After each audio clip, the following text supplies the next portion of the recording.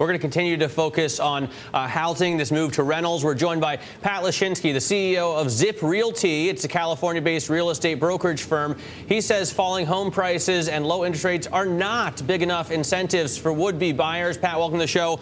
Well, you know, I wonder, and I wanted to ask David Rosenberg this earlier. I didn't get the question in, but how much further do you think prices have to fall before it does become a good incentive, or does that not really play in the current equation for home buyers? Actually, right now, it's not playing into the equation for buyers. Buyers perceive that home prices are going to continue to drop, interest rates are going to continue to drop, and there's no reason for them to move. And in some ways, we need home prices to stabilize, maybe even move up a little bit, or interest rates to move up to get buyers to think that they're at the bottom. There are a lot of people who are interested and active in looking, but right now they see no incentive or reason to go out and buy when they think that both prices and interest rates are going to continue to go down. So just moving down in price will not be enough to move them, because they're going to think it's just a trend that's going to continue to happen. Would it be the same case, by the way, if you start seeing mortgage rates go back up, and I know from my own personal experience, people want to see a bottom there. If you see them bounce back to 5 or even higher, do people start pouring in, do you think, to the buy side of the equation because they don't want to miss out on a low mortgage rate?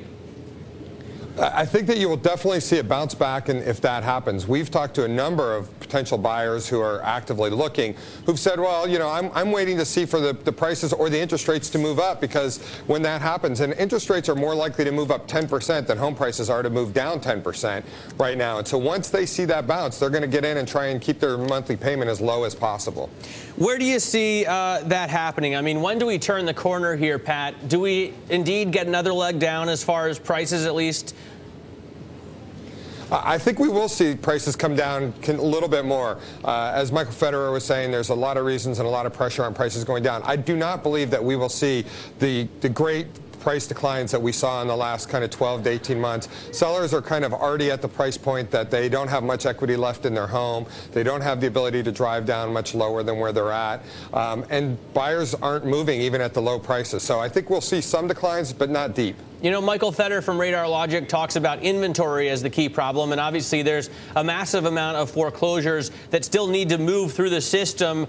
Do you have any solution to deal with that? Is there any solution other than just discounting them as much as you can and having the banks roll them out? Well, there are a lot of buyers who would be interested in buying places but can't qualify for the credit right now due to the requirements being much more stringent than they were before. If we could find a way to get them in and to get them the opportunity to be able to do that. We also have a big group of people that previously bought homes that were foreclosed on as interest rates went up, that maybe they bought a $600,000 home, they could afford a $300,000 home, but because of their credit, they're unable to get into those homes. There's probably a lot we could do to bring some people who'd be very interested back in the market. The biggest challenge is going to be, can we keep these homes from going into foreclosure? Can we get them through sold on short sale, which do not have the same discounts, and try and keep that inventory from going through? Can we keep people who are on the edge of foreclosure from going into foreclosure, extending mortgages out to 40 years? Other programs to keep them in. That's probably the best thing we can do to reduce that supply at this time. Do you expect, Pat, by the way, to see the administration come up with more solutions like that? I mean, we did see Treasury try and keep people who are out of work in their homes with interest-free loans. And, of course, the administration does want to see and tries to encourage more short sales.